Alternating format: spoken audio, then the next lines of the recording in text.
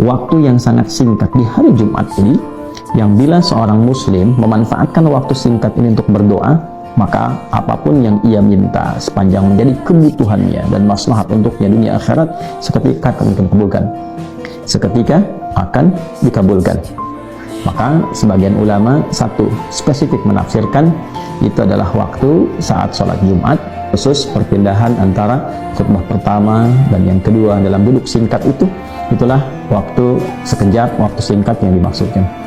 Ada pendapat yang kedua, yaitu Jumat ba'da asar, mengkhususkan ba'da asar untuk bermunajat pada Allah Subhanahu wa Ta'ala.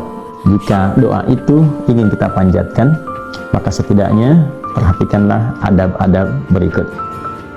Mulailah dengan istighfar kepada Allah. Yang kedua, lanjutkan dengan memuji Allah Subhanahu wa Ta'ala. Yang ketiga, sambungkan dengan sholawat pada Rasulullah SAW.